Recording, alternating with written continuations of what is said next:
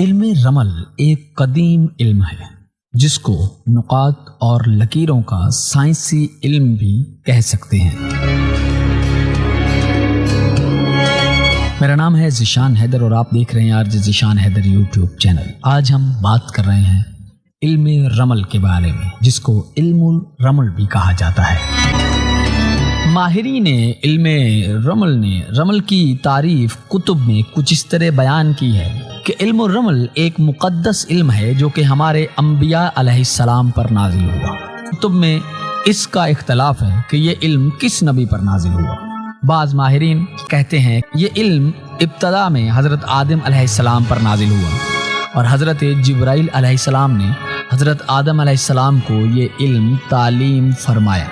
اس کے بعد یہ علم حضرت دانیال علیہ السلام کو بطور معجزہ عطا ہوا۔ علم رمل کے ماہرین فرماتے ہیں کہ یہ علم متبرک ہے اور من جانب رب العلا انبیاء پر نازل ہوا، اس لیے اعتقاداً یہ سچا علم ہے۔ بس جو آدمی اس کے اصول و قواعد کے مطابق اس پر عمل کرے گا اس کا حساب صحیح اور سچا ثابت ہوگا، لوگوں کی بھلائی اور مشکل کشائی بھی ہوگی، کیونکہ یہ علم ہر لحاظ سے صحیح ہے جس کو پروردگار نے اپنے خاص بندوں کی رہنمائی کے لیے نازل فرمایا۔ اس کے اسرار و رموز بہت گہرے ہیں۔ جو آدمی اپنے مذہب پر قائم نہیں رہتا اس علم پر کبھی دسترس حاصل نہیں کر سکتا۔ ہر عالم کو اپنے مذہب کے اصولوں کی پابندی نہایت ضروری ہے، تب جا کر آپ اس علم پر حاوی ہوں گے اور عوام کو فیض پہنچا سکیں گے، ورنہ نہیں۔ اس عمل کا دار و مدار 16 اشکال پر ہے۔ سائل کے سوال کے مطابق قرع ڈلوا کر یا نقاط لگا کر اشکال قائم کر کے زائچہ بنایا جاتا ہے اور زائچہ سے سوالات کے جواب حاصل کیے جاتے ہیں۔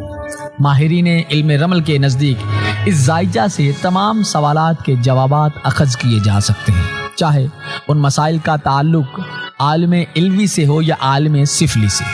سوال کا جواب حاصل کرنے کے 2 طریقے ہیں، ایک احکام شکلیہ پر منحصر ہوتا ہے اور دوسرا احکام نقطہ پر، جبکہ ماہرین علم رمل کے نزدیک احکام نقطہ اس علم کی روح ہے۔ واضح رہے یہ بھی علم نجوم اور علم جفر کی طرح ایک حسابی علم ہے، اور ایسے تمام علوم کو دین اسلام سے منسوب کرنا نہایت جہالت اور گمراہی ہے۔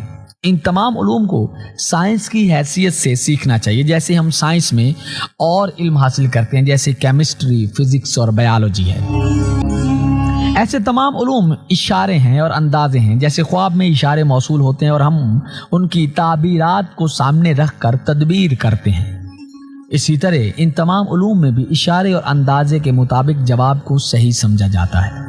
یہ بات یاد رہے کہ دنیا کا کوئی بھی علم ہو، جب تک اللہ کا اذن شامل نہ ہو نہ آپ اس کو سیکھ سکتے ہیں، نہ ہی اس کو سمجھ سکتے ہیں اور نہ ہی اپنے مسائل کا حل ان کی مدد سے نکال سکتے ہیں۔ یہ بات بھی واضح رہے، غلط سوال کا جواب ہمیشہ غلط ہی ملتا ہے، اس لیے علم کو نہ پرکھیں، نقص ہم میں ہوتا ہے، علم میں نہیں۔ علم رمل کی ابتدا کی اگر بات کریں تو تاریخ میں بہت ساری چیزیں ایسی ملتی ہیں جو کہ ہمیں یہ بتاتی ہیں کہ علم رمل کی ابتدا کہاں ہوئی۔ جیسا کہ کتاب علامہ ابن خلدون نے لکھی، اس میں علم رمل کی ابتدا کے حوالے سے یہ لکھا گیا ہے: بخت نصر شہنشاہ کا یروشلم پر حملہ اور ہیکل مقدس کو ویران و برباد کر کے بنی اسرائیل کو زنجیر و سلاسل کر کے بیابان نینوا میں قید کر دیا گیا۔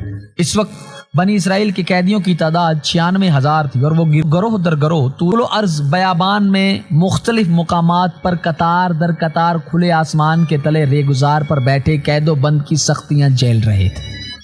اس وقت بنی اسرائیل کے دینی رہنما حضرت دانیال علیہ السلام تھے، جو قوم کے اس طرح منتشر اور مخذول ہو جانے کے باعث سخت پریشان تھے۔ چنانچہ قوم کے مختلف گروہوں کے حالات سے آگاہ ہونے کے لیے اللہ تعالیٰ نے ان کو جبریل امین علیہ السلام کے ذریعے سے علم رمل عطا فرمایا۔ حضرت دانیال ریگزار میں بیٹھے تھے اور دل و دماغ قومی انتشار کے باعث پریشان تھے۔ حضرت دانیال کے ہاتھ ریت کے زدوں میں گھڑے ہوئے تھے اور وہ زار و قطار رو رہے تھے۔ جو ہی جبریل علیہ السلام نازل ہوئے تو آپ نے ہاتھ ریت سے الگ کر کے ان کی طرف توجہ مبذول کی۔ جبریل امین نے آپ کو خداوند دو جہاں کا سلام پیش کیا اور فرمایا: دانیال پریشان نہ ہو اور ریت پر اپنی انگلیوں کے نشانات کو دیکھو اور قدرت خداوند رب العالمین کا مطالعہ کرو۔ جب حضرت دانیال نے اپنے دونوں ہاتھوں کی انگلیوں کے نشانات کو دیکھا تو وہ ڈاٹس کی شکل میں 4 ڈاٹ ایک طرف تھے اور 4 ڈاٹ ایک طرف تھے. جیسا کہ آپ اگر ریت پہ اپنے ہاتھ اس طرح لگائیں گے تو آپ کی یہ انگلیوں کی جو پورے ہیں یہ یوں ریت کے اندر چلی جائیں گی اور 4 ڈاٹ بن جائیں گے وہاں پہ. یہ ٹوٹل 8 نقطے بنتے تھے. ان 8 نکات سے حضرت جبرائیل نے حضرت دانیال کو رمل کی 16 اشکال کی تعلیم فرمائی اور پھر ان سے جملہ رموز و نکات اس علم کے بیان فرمائے، جن کے ذریعے حضرت دانیال نے بنی اسرائیل کے مختلف گروہوں کے حالات سے باخبر ہو کر ان کو ان مسائل سے نکالا، اور پھر اس علم کے ذریعے آپ نے کالدیہ کے سلاطین جبار کو اپنا گرویدہ بھی بنا لیا. اگر ہم علم رمل کی مزید تاریخ کی بات کریں تو ہمیں کتاب کا نام ہے شمس الرمل المعروف انوار الرمل، اور اس میں یہ لکھا ہوا ملتا ہے کہ ہماری زمین کے ارد گرد پانی ہے اور اس پانی کے درمیان زمین ٹاپ کی مانند ہے. بعض پانی کے اندر ہے اور بعض پانی کے باہر ہے. جو پانی کے باہر ہیں وہ زمین کا 1/4 حصہ ہے. اس 1/4 حصے یعنی خشکی پر انسان آباد ہیں. اسی وجہ سے اس کا نام ربع مسکون یعنی زمین کا 1/4 حصہ ہے جس پر انسانوں کی آبادی ہے اور بقیہ غیر آباد ہے. آباد ربع 96,000 کوس سطح ہے اور رمل کے نقطے بھی 96. چنانچہ رمل کا ایک نقطہ زمین کے 1000 کوس کے برابر ہے. اس بات سے یہ بھی ثابت ہے کہ کوئی بھی چیز دنیائے پست کی اس سے باہر نہیں ہے، اس لیے اس عمل کے ذریعے تمام گمشدہ چیزوں کا حال معلوم ہو جاتا ہے. اس کے علاوہ تاریخ رمل کی بات کریں تو حضرت عیسیٰ کے دور کی بھی ایک مثال ملتی ہے. حضرت عیسیٰ علیہ السلام بھی علم رمل جانتے تھے. مقدس کتاب انجیل یعنی بائبل کے مطابق کچھ یہودی ایک عورت کو لے کر حضرت عیسیٰ کے پاس گئے اور کہا اس نے بڑا گناہ یعنی زنا کیا ہے اور حضرت موسیٰ کے قانون کے مطابق اس کو سنگسار کرنا ہوگا. حضرت عیسیٰ علیہ السلام زمین پر انگلی سے لکیریں ڈالنے لگے اور خاموش رہے. پھر یہودیوں نے پوچھا کہ آپ نے فرمایا تم میں سے جو گناہوں سے پاک ہو وہ پہلا پتھر اس عورت کو سزا کے طور پہ مارے. یہ کہہ کر آپ پھر سے زمین پر لکیروں سے شکلیں بنانے لگ گئے.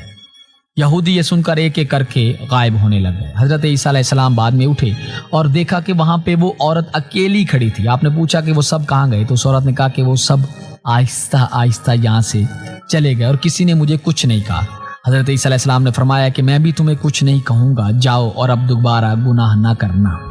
علم رمل کے آثار اہل مصر کے ہاں بھی نظر آتے ہیں. فاردس نامی مصری کاہن اس علم کا بانی تھا جس نے اس علم پر ایک کتاب لکھ کر صندوق مقفل میں بند کی اور ممز کی دلدلوں میں ایک مقام پر رکھ دی، جسے مصر کے 3 شاہی خاندان کے 4تھے بادشاہ رمیس دوم نے وہاں سے نکلوائی، اور اس بادشاہ کے درباری کاہن سمیت عاملوں نے اس علم کو دوبارہ مصر میں زندہ کیا، اور اب تک مصر میں اس علم یعنی کہ علم رمل کے عامل ملتے ہیں.